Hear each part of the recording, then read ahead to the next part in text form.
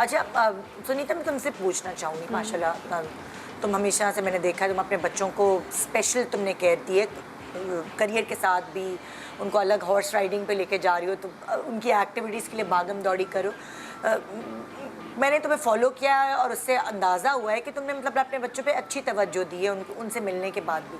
तो तुम्हें थोड़ी डिफ़िकल्टी पेश आई जब वो टीनेज में जा रहे थे तो? ओके, सो मेरा बेटा अभी 14 का है और बेटी जो है वो 12 साल की है। अच्छा। शुक्र है मेरे बच्चे इतने ज़्यादा कोई एग्रेसिव बच्चे हैं नहीं, तो मुझे शुक्र है वो चीज़ फेस नहीं करनी पड़ी। लेकिन आई बिलीव, अच्छा, ये मुझे तुम बता सकती हो कि तुम्हारे बच्चे एग्रेसिव क्यों नहीं है? उसकी रीज़न क्या है? एग्रेसिव बच्चे होते हैं वो क्यों, वो भी मैं इनसे पूछूंगी, लेकिन तुम्हें क्या लगता है? मैं वही कहना चाह रही थी कि आई बिलीव कि रीज़न थोड़ा सा फैमिली का भी होता है, आपके घर का माहौल कैसा है। हाँ। तो मुझे ये लगता है कि हमने जिस तरह से उनकी अपब्रिंगिंग की है, अभी भी उस अपब्रिंगिंग का फ़ायदा हमें हो रहा है कि वो बहुत ज़्यादा किसी भी चीज़ पे ज़िद नहीं करते। दूसरा वो तुमसे बिहेवियर, पूछ रही हूँ, जो अपब्रिंगिंग है उसमें तुमने क्या चीज़ का ख़ास ख्याल रखा? क्या उनसे डांट के बात नहीं की या उन पे बहुत सख्तियाँ नहीं की, तो वो उन्होंने चीज़ अपने अंदर जज्ब नहीं की?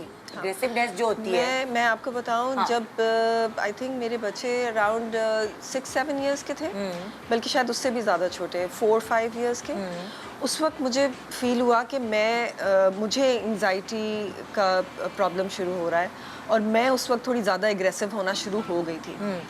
मगर शुक्र है वो पीरियड ज़रा छोटा रहा, मैंने जल्दी उस पर कंट्रोल कर लिया, क्योंकि वो क्या होता है जब आप खुद आपकी तबीयत सही नहीं होती तो आप जो अपना गुस्सा है वो बच्चों पे निकालते हैं, क्योंकि मियाँ पे भी बहुत ज़्यादा नहीं निकाल सकते। हाँ। तो वो ले दे के बच्चों पे आता है। मगर मैंने बहुत जल्दी वो नोटिस कर लिया कि ये कुछ गड़बड़ हो रही है। हाँ। एंड आपकी अगर फैमिली की सपोर्ट हो तो आप जल्दी नोटिस कर जाते हैं ये चीज़ें।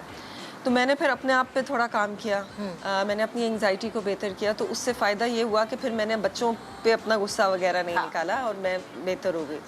तो मेरे बच्चों को भी आदत है कि हम घर में सब लोग आराम से बात करते हैं। हम एज पेरेंट्स, हसन और मैं, हम लोग बहुत क्लोजनेस है हमारी, तो हम बच्चों के सामने भी we hug each other, we kiss each other, तो उनके लिए बड़ी नॉर्मल ये चीज़ें हैं। तो वो कहते हैं ना कि हैप्पी फैमिली जो होती है वो उस तरह से है।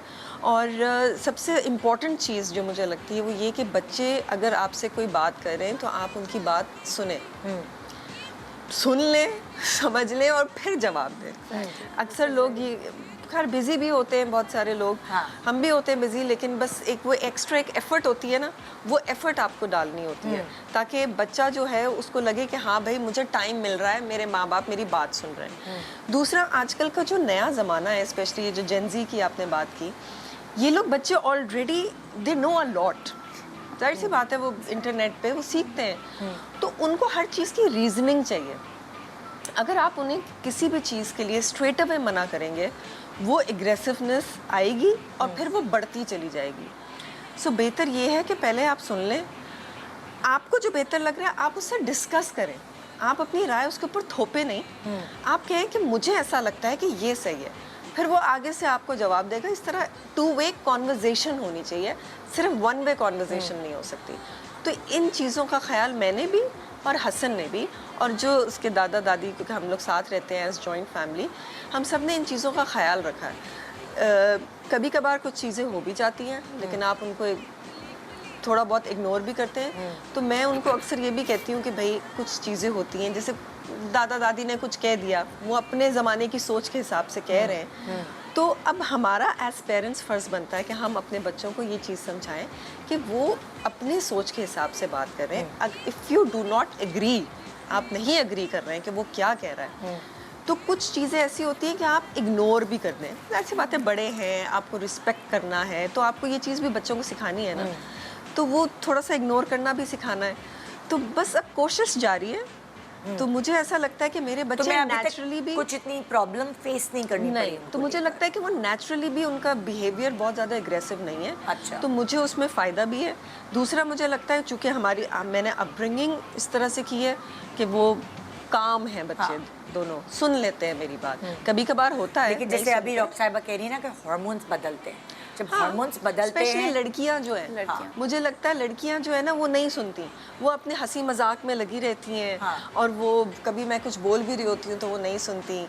फिर मैं हसन को बोलती हूँ तो हसन की बात कभी कभार वो सुन लेती है, कभी कभार मजाक में टाल देती है, लेकिन हम उसकी बात को ना इतना हावी नहीं करते। हाँ। हमें वो पता है कि हाँ भाई वो इस एज से गुजर रही है, तो हम भी कुछ चीज़ें उसकी दरगुजर करते हैं। और कुछ चीज़ें हम समझाते भी हैं, कुछ चीज़ें वो समझ भी जाती है, कुछ चीज़ें नहीं समझती, लेकिन विद टाइम हमें पता है समझ जाएगी। समझ जाएगी, या exactly। तो वही बात है ना, हावी नहीं होते हम। हाँ ओके